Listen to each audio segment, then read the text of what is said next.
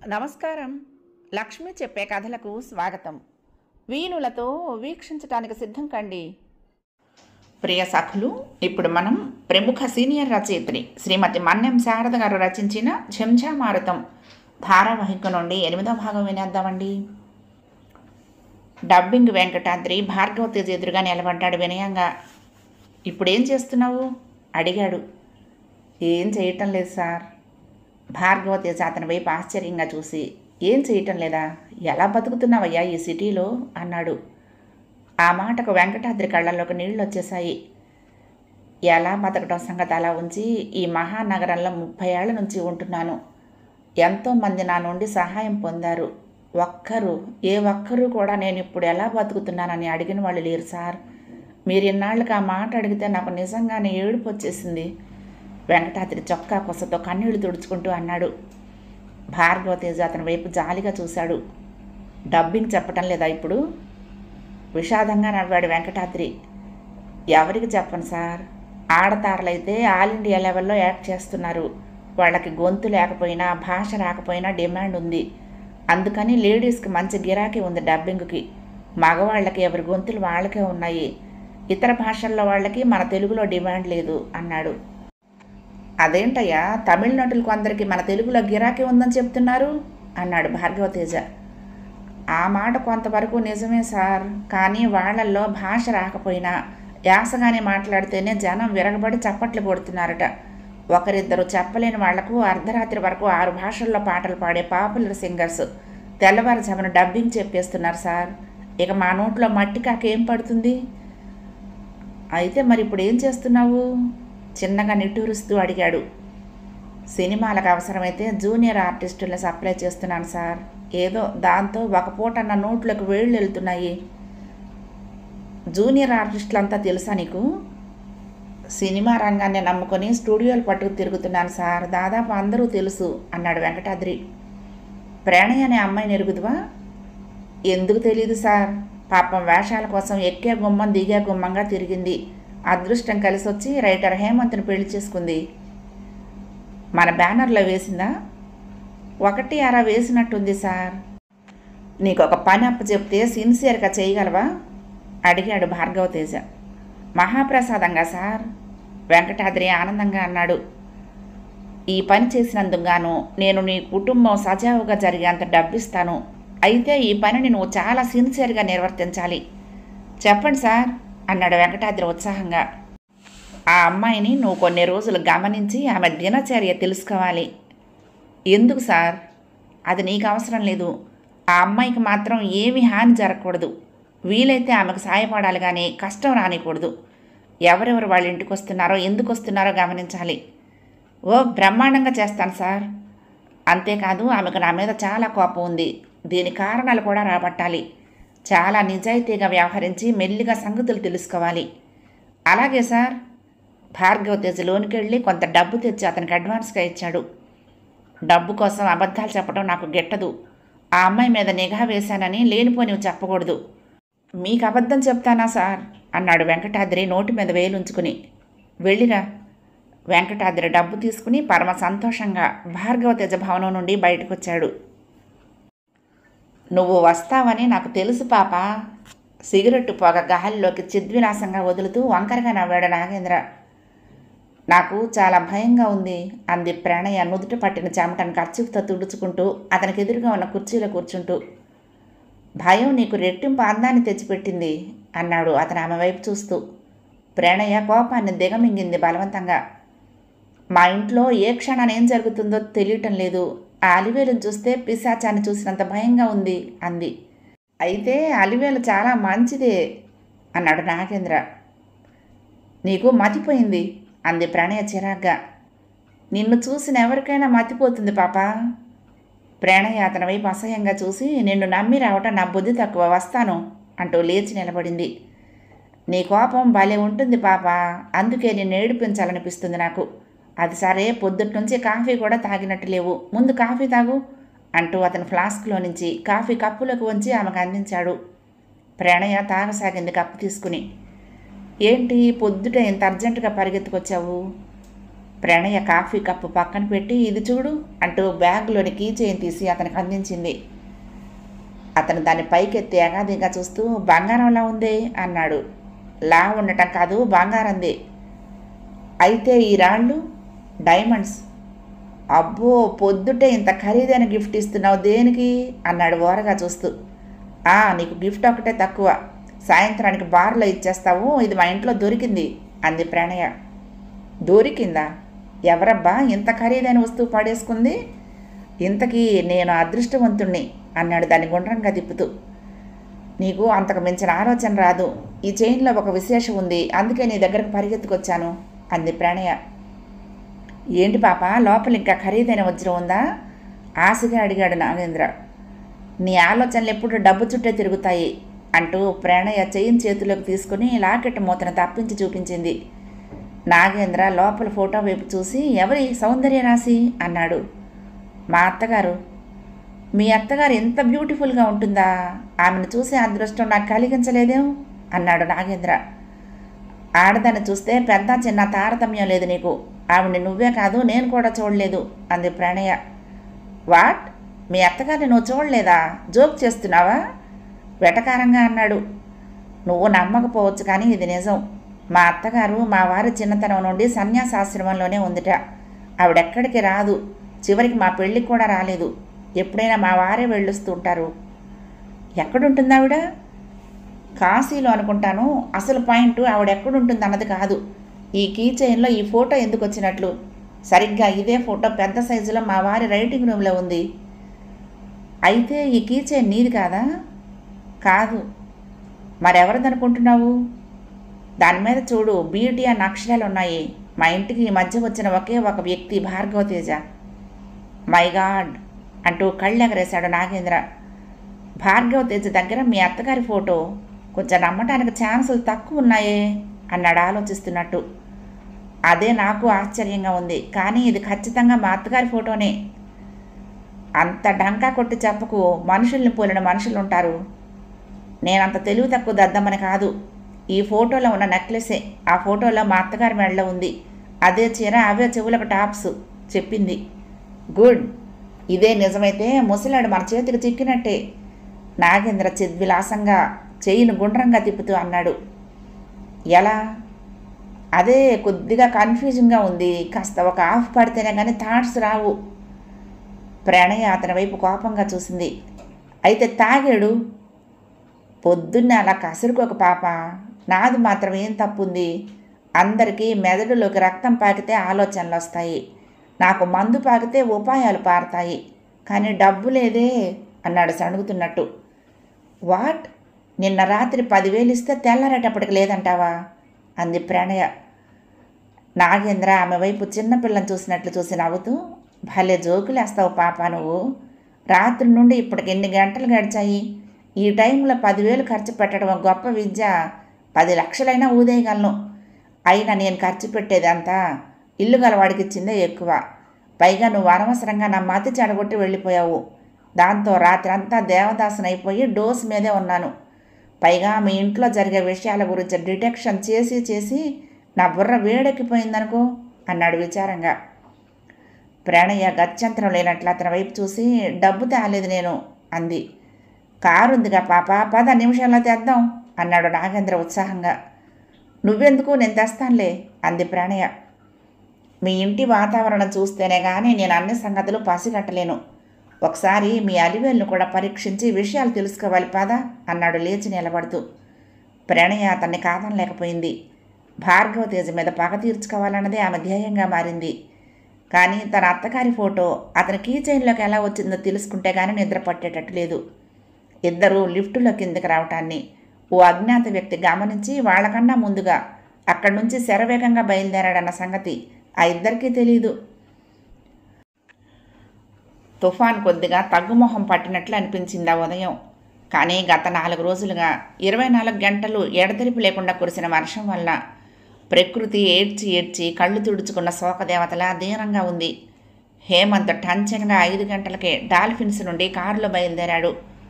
ఇప్పుడు అనంతగిరి ఏం వెళ్తారు సార్, 2 రోజులు ఇక్కడే ఆగండి. ఈ తుఫాన్కి ఆ కొండ మీద చలికి ఆగగలరా అన్నాడు హోటల్ మేనేజర్. అతను హేమంత్కు బాగా తెలుసున్నవాడే. హేమంత్ చిన్నగా నవ్వాడు. నాకు ఇప్పుడే వెళ్ళాలని ఉంది అన్నాడు. ఈ తుఫాన్కి చాలా బోరుగా ఉంటుంది సార్, వెళ్ళి ఏం చేస్తారు అక్కడ?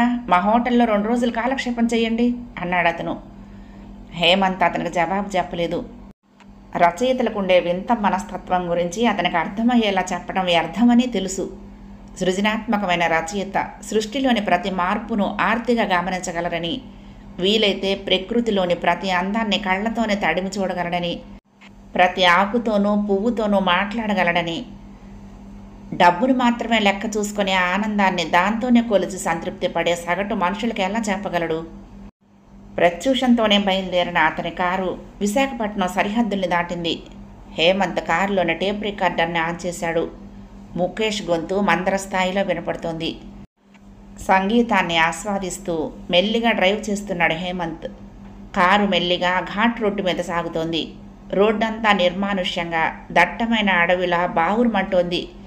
కొండల మీద వడిగా వర్షానికి అప్పటికప్పుడు పుట్టుకొచ్చే జలపాతాలు ఒళ్ళు జల్లుమనే శబ్దంతో దూకుతున్నాయి. మళ్ళీ సన్నగా జల్లు ప్రారంభమైంది. హోటల్ మేనేజర్ మాట విని ఆగిపోయి ఉంటే బాగుండేదేమోననిపించింది అతనికి ఒక క్షణం. ఒంటరి ప్రయాణం కొంత బోరుగానే అనిపించింది. ప్రణయ్ కూడా వస్తే ఎంత బాగుండేది. అనవసరంగా లేనిపోని కోపం ప్రకటించింది కానీ ఫోన్లో ఎంత ఆదుర్దగా మాట్లాడింది. అనవసరంగా భార్గవ తేజి మీద లేనిపోని కోపాన్ని పెంచుకుని మనసును పాడు చేసుకుంటోంది. ఆ నాగేంద్ర ఆమె మనసును పాడు చేస్తున్నాడు. వాడి ఇన్ఫ్లుయెన్స్ నుండి ముందు ఆమెను బయటికి లాగాలి. చలికి స్టీరింగ్ను కంట్రోల్ చేయటం కష్టంగా అనిపించి గ్లోవ్ కంపార్ట్మెంట్ తెరిచి గ్లోవ్స్ వేసుకున్నాడు.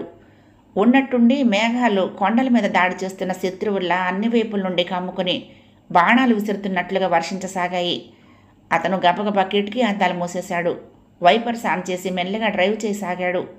అయినా రోడ్డు కనిపించటం లేదు. ఒక పక్క ఉన్నతమైన కొండ, మరొక పక్క అగాధమైన లోయ. చూస్తూ ఉండగా అతనికి ప్రయాణం చేయటం చాలా సాహసమైన విషయంలా గోచరించసాగింది. అన్నీ హెయిర్ పిన్ బెండ్స్. అతను అతి జాగ్రత్తగా డ్రైవ్ చేస్తున్నాడు. ఉన్నట్లుండి రోడ్డుకు అడ్డంగా ఎర్రటి బుల్లెట్ నిలబడి ఉండటం చూసి అతను సడన్ బ్రేక్ వేసి కారు ఆపాడు.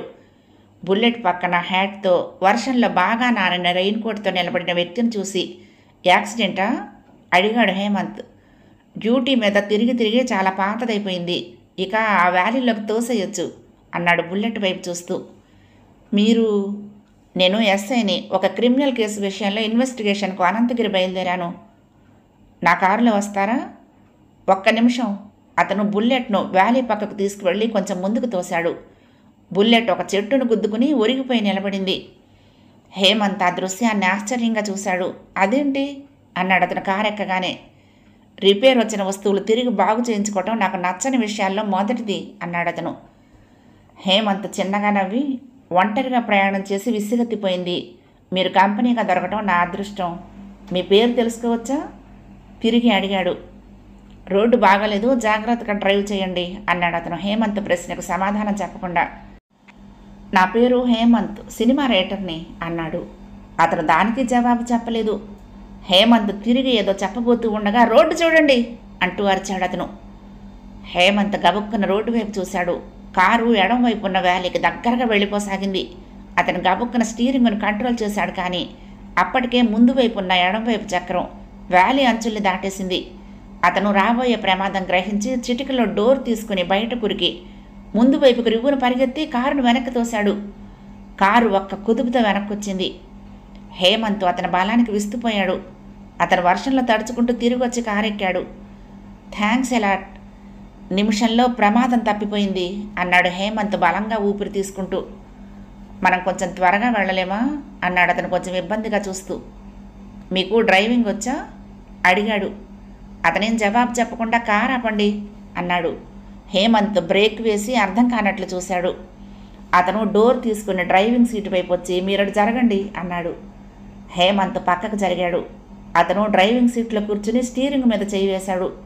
కారు అతి వేగంగా హెయిర్ పిన్ బెండ్స్లో మెలికలు తిరిగిపోతూ ఉంటే హేమంత్కు కొంత థ్రిల్లింగ్గాను మరి కాస్త భయంగానూ ఉంది.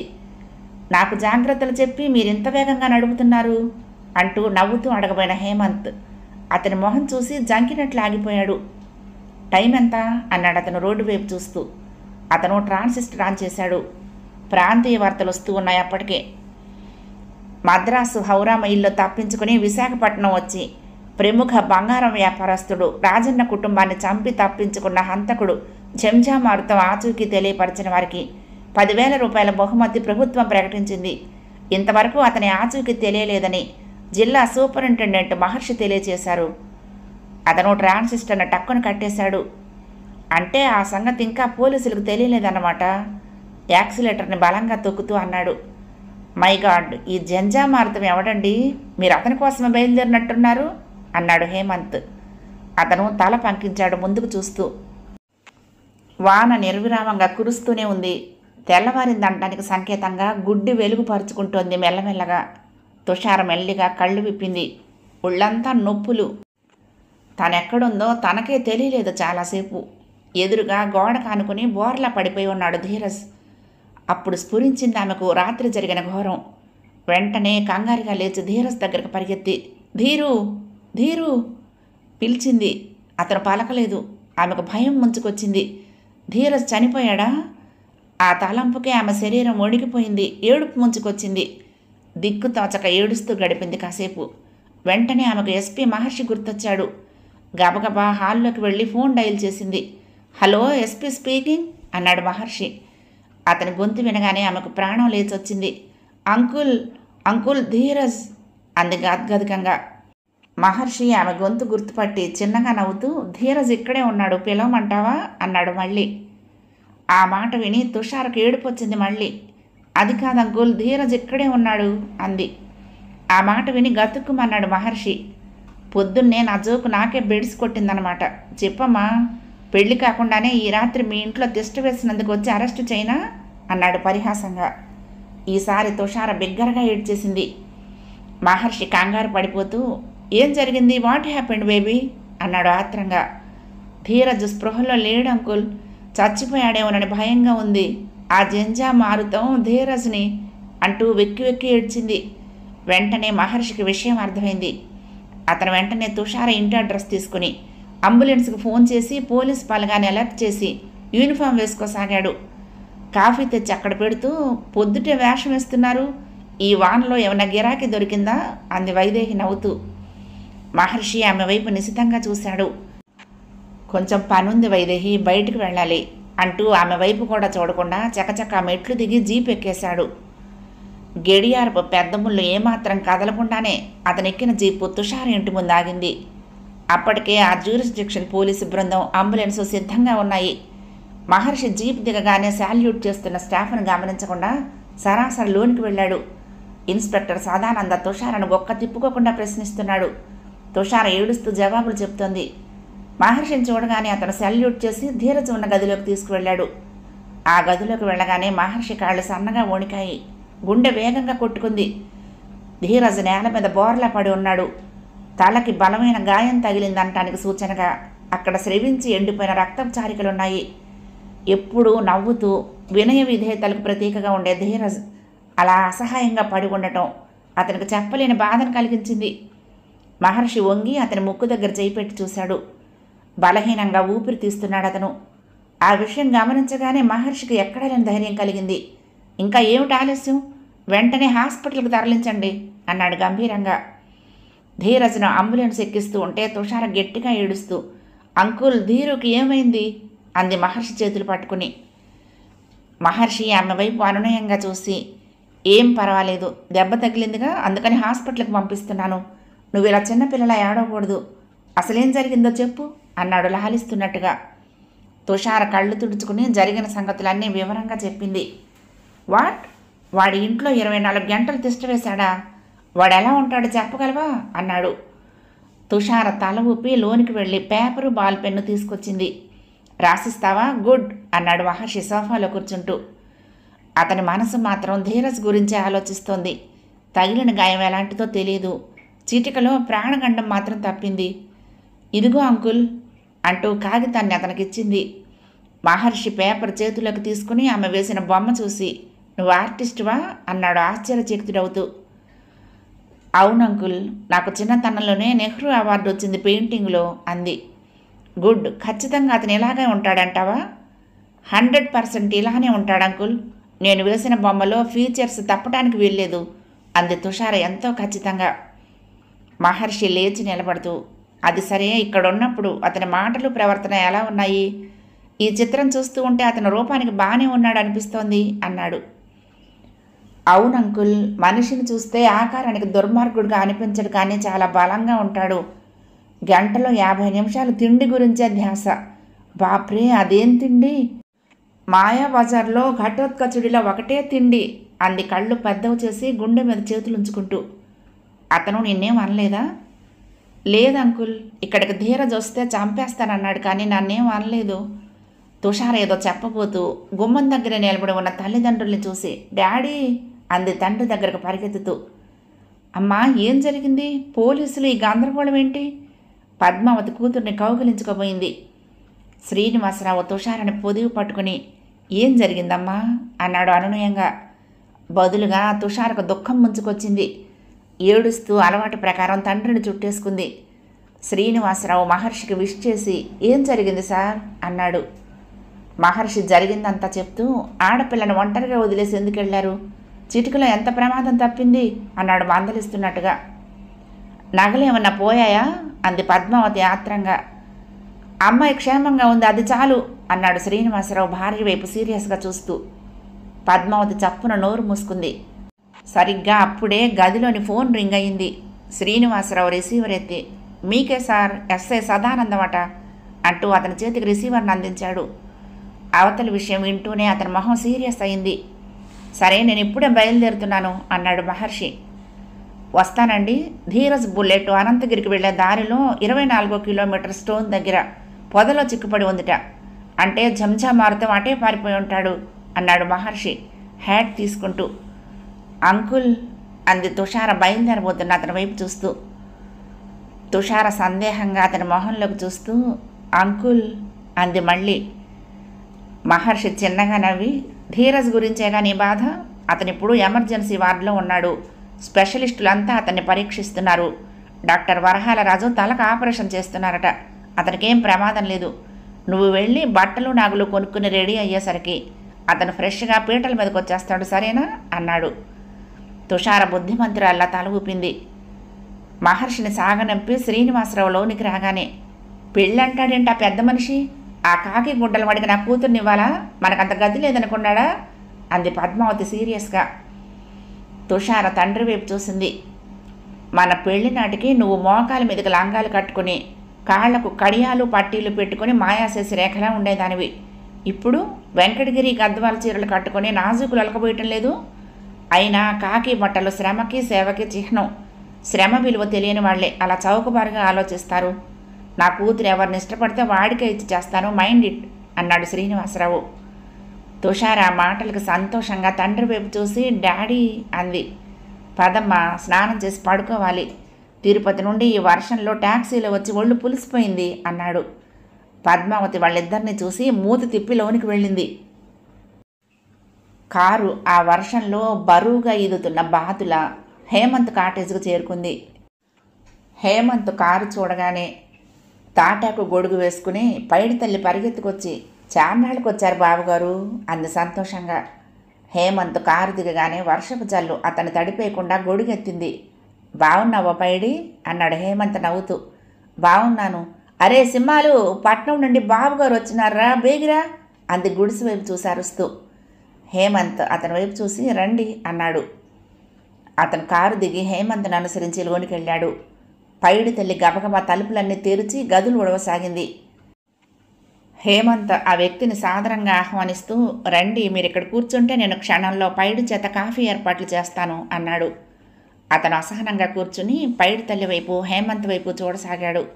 కాసేపటికి పైడి తల్లి పాలు మాత్రం తీసుకొచ్చి, కాఫీ దొరకనేది బాబు, పాలు అట్టుకొచ్చాను అంది. సర్లే, నా దగ్గర నెస్కేఫ్ ఉంది, నేను తయారు చేస్తాను, మా వంట ఏర్పాట్లు చూడు, సింహాచలానికి చెప్పి వెచ్చాలు ఏం కావాలో తెప్పించు అంటూ డబ్బా ఆమె చేతికిచ్చాడు. పైడి తల్లి బయటికి వెళ్ళగానే అతను తలుపులు మూసి, వంట నేను చేస్తాను, పైడితో పని లేదని చెప్పండి అన్నాడు. వంట మీరు చేయటం ఏంటి? హేమంత్ అతని వైపు ఆశ్చర్యంగా చూస్తూ అన్నాడు. అదంతే, నేను చాలా టిపికల్ కేసు పరిశోధనలో రహస్యంగా తిరుగుతున్నాను. నేను ఇక్కడున్న సంగతి మరెవరికి తెలియటం నాకు ఇష్టం లేదు అన్నాడు అతను సీరియస్గా. హేమంత్ తల పంకించాడు. అతను రెయిన్ కోట్ తీసి హ్యాంగర్కి తగిలిస్తూ ఉంటే అతని ఒంటి మీద పోలీసు యూనిఫామ్ లేకపోవటం గమనించాడు హేమంత్. మీరు యూనిఫామ్ వేసుకోలేదేం అన్నాడు. ఆ ప్రశ్నకు అతను కొంత తడబాటు పడి వెంటనే దాన్ని బయటపడనివ్వకుండా నిగ్రహించుకుంటూ, చెప్పానుగా నేను చాలా టిపికల్ కేసు పరిశోధనకు బయలుదేరానని. యూనిఫామ్ వేసుకుంటే నేరస్తుడికి నేను పోలీసు వ్యక్తినని తెలిసిపోదు అన్నాడు. అవునవును అన్నాడు హేమంత్ నవ్వుతూ. హేమంత్ స్నానం చేసి వచ్చేసరికి అతను గదిలో లేడు. హేమంత్ కంగారుగా గదులన్నీ గమనిస్తూ వంటగదిలోకి వెళ్ళాడు. అతను కాఫీ కలిపి హేమంత్కు ఒక కప్పు అందించాడు. మీరు నా అతిథి, నేను మీకు మర్యాదలు చేయాల్సింది పోయి నేను మీ దగ్గర చేయించుకోవడం ఏం బాగుంటుంది అన్నాడు. అతను మాట్లాడకుండా గంభీరంగా కిటికీలో నుంచి బయటకు చూస్తూ కాఫీ తాగసాగాడు. అతను ఏదో కేసు గురించి ఆలోచిస్తున్నాడని హేమంత్ కప్పు తీసుకుని హాల్లోకి వచ్చాడు. అతను వంట ముగించి హాల్లోకి వచ్చి కూర్చుని, మీరే పని మీద ఎక్కడికి వచ్చారు అన్నాడు. చెప్పానుగా, ఓ సినిమాకి కథ రాయటం కోసం. నగర వాతావరణంలో ఆ కృత్రిమత్వంలో నా కాలం కాదలదు. అందుకే అప్పుడప్పుడు ఇక్కడ నెలల తరబడి మకం వేస్తూ ఉంటాను. ఎన్నిసార్లు చూసినా ఈ ప్రకృతి కాంత అందాలని చూస్తే కొత్త విషయాలు స్ఫురిస్తాయి అన్నాడు హేమంత్ కిటికీలో నుండి దూరంగా మబ్బుల వెనక దూబూచులాడే కొండల్ని చూస్తూ. మీకు మిత్రా తెలుసా అడిగాడు అతను. బాగా తెలుసు, ఈ మధ్యనే అతన్ని ఎవరో హత్య చేశారని విన్నాను అన్నాడు. అతను హేమంత్ వైపు అదోలా చూసి, అతను ఎలాంటివాడు అన్నాడు.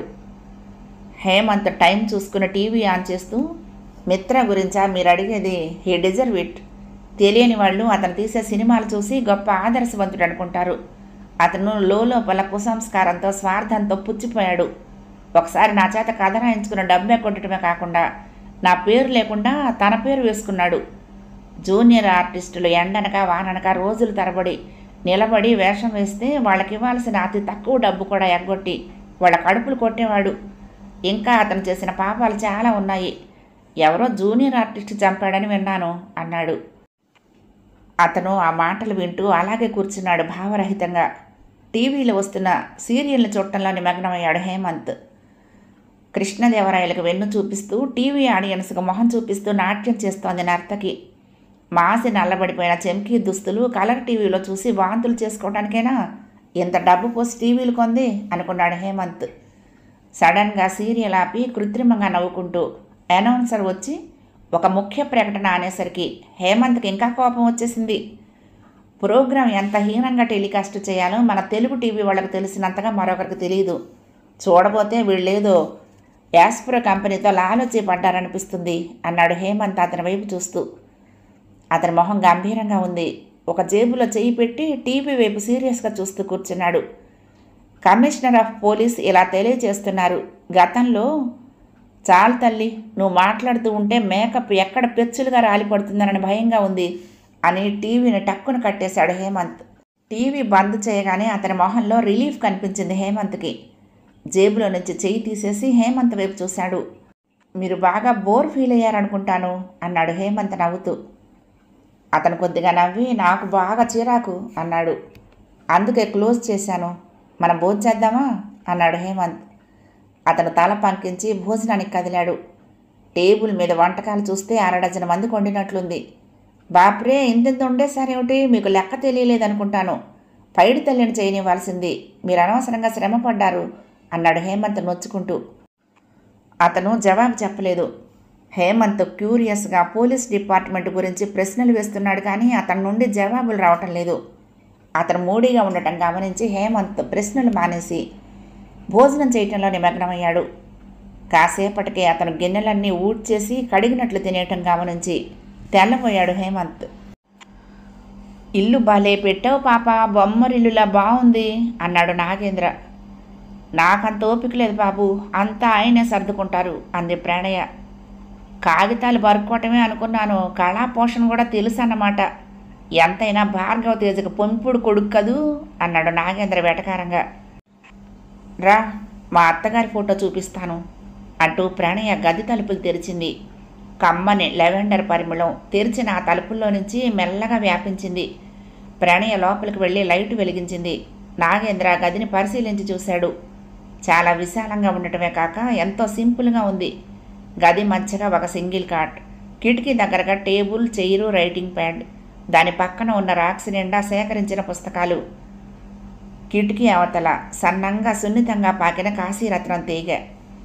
నాగేంద్ర దృష్టి మంచం మీద నుండి ప్రణయ్ వైపు తిరిగి, ఒక్క మంచమే ఉందేంటి అన్నాడు. ఆయన రాసుకోవటం కోసమే ఈ గదిలోకి వస్తారు. మా బెడ్రూమ్ వేరేగా ఉంది. ఆయన బిజీగా రాసుకునేటప్పుడు ఎన్ని రోజులైనా ఇందులోనే ఒంటరిగా కాలం గడుపుతారు. మేమెవరం ఇటువైపు తొంగి చూడం అంది ప్రణయ. నెలలో ఎన్ని రోజులు రాస్తుంటాడేమిటి? ఆసక్తిగా అడిగాడు నాగేంద్ర.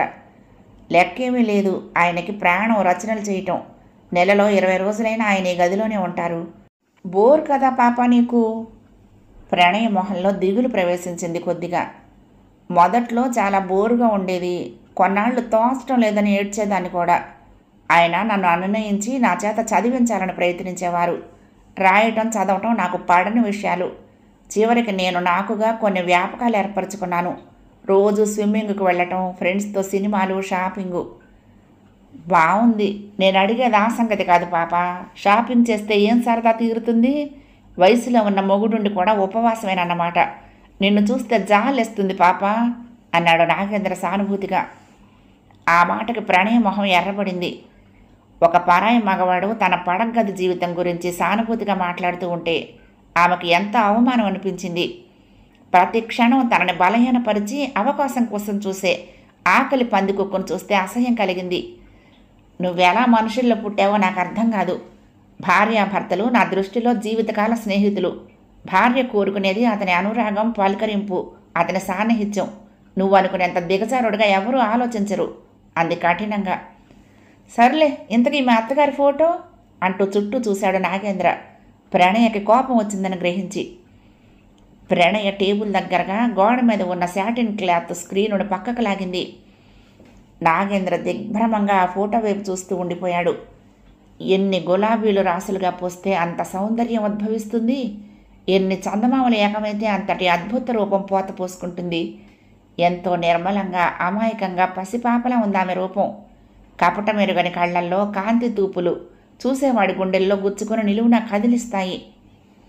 ఆడదాన్ని కోరికతో చూడగల ఒక సామాన్య మొరటు మనిషి అయిన నాగేంద్ర కూడా నాగస్వరం విన్న త్రాచిలా నిలబడిపోయాడు.